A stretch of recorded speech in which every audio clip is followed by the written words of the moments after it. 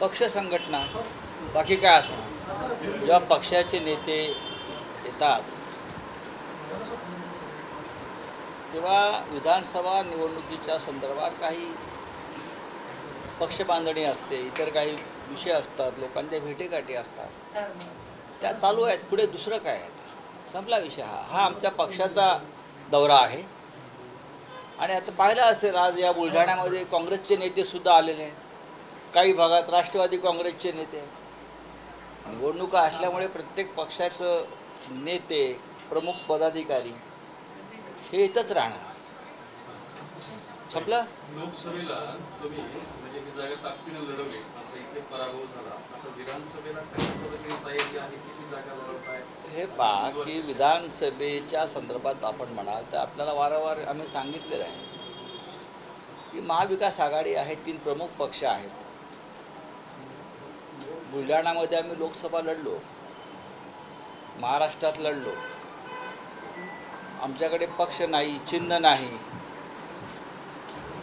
चिन्हसुद्धा शेवटच्या क्षणी मिळालं.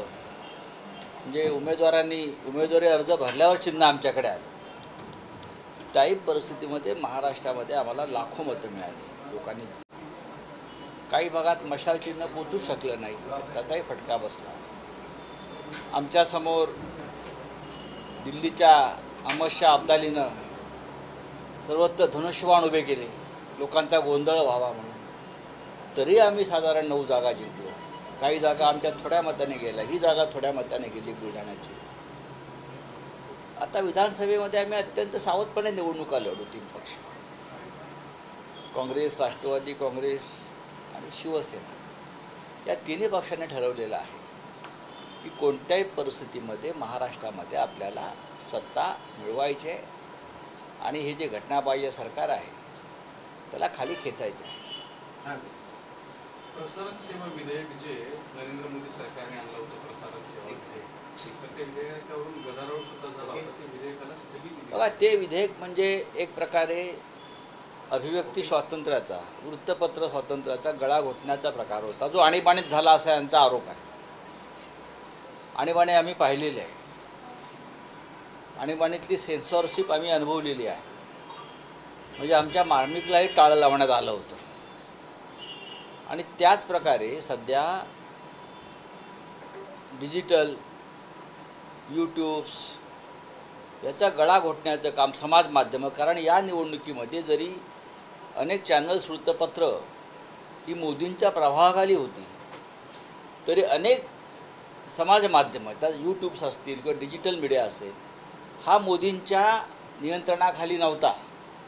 त्याच्यामुळे हे सगळं आपल्या नियंत्रणाखाली यावं यासाठी हा कायदा करण्यात किंवा नवीन बिल आणणार होते. पण ज्या पद्धतीनं वक्फ बोर्डाचं बिलसुद्धा सरकारला मागे घ्यावं लागलं, त्याच पद्धतीनं हे सुद्धा ब्रॉडकास्ट बिल जे आहे ते त्यांना सध्या मागे घ्यावं लागलं. कारण प्रबळ विरोधी पक्ष लोकसभेत, राज्यसभेत आणि देशभरामध्ये जो कौल लोकशाहीनं दिलेला आहे ते पाहता त्यांना अशा प्रकारची मनमानी यापुढे करता येणार नाही.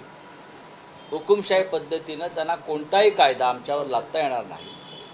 विशेषतः वृत्तपत्रांच्या बाबतीत, इलेक्ट्रॉनिक मीडियाच्या बाबतीत त्यांना अशा प्रकारे गळचेपी करता येणार. आमदार नवनीत राणा यांनी जे काही भाष्य केलं लाडक्या बहिणी संदर्भात पैसे मागे घेणार, आताच त्यांचा एक स्टेटमेंट आला की मी मजाक केली होती, काय असेल? नाही, ते नेहमीच महाराष्ट्राची मजाक करतात, कारण त्यांचा महाराष्ट्राशी काही संबंधच नाही. अमरावतीमध्ये त्यांच्या पत्नीचा झालेला पराभव हा ही काय मजा नाही आहे. लोकांनी शहाणपणानं केलेल्या मतदानामुळेच त्यांचा पराभव झाला. आणि रवी राणा हे सुद्धा पुढल्या विधानसभेत नसतील, तीसुद्धा मजा नसेल. त्यांनी मजा जी आहे ती जर लाडक्या बहिणींच्या बाबतीत त्याने केली असेल, बरं का, याचा अर्थ असा आहे की तुम्ही हे निवडणुकीसाठी केलेलं एक नौटंकी आहे. स्टँडअप कॉमेडियन आहे, माहिती आहे, त्यांनी माफी मागितली असं कळलं मला. त्यांनी मराठी माणसाची माफी मागितलेली आहे, मालवणी समाजाची माफी मागितलेली आहे. मी आत्ताच ती माहिती घेतली आणि त्यांनी नाक रगडलेलं आहे. गेल्या अनेक दिवसापासून महाराष्ट्रात राजकीय नेत्यांवर, आमदारांच्या गाड्या हल्ले होत आहेत. यापूर्वी कधीही संस्कृती महाराष्ट्रात नव्हती. अशा प्रकारची संस्कृती आणण्याचं काम महाराष्ट्रात देवेंद्र फडणवीस यांनी केलेलं आहे. यापूर्वी महाराष्ट्रामध्ये कधीही कोणत्याही राजकीय आंदोलनं झाली, संघर्ष झाले, निषेध झाले. अगदी पंडित नेहरू जेव्हा आले होते प्रतापगडावर, तेव्हा त्यांनाही काळे झेंडे दाखवले. शिवसेना प्रमुखांच्या विरोधामध्ये सुद्धा शिवसेना भवनासमोर पत्रकार आंदोलन करत होते. आंदोलन झालेले आहेत आणि आम्ही ते स्वीकारलेली आहे.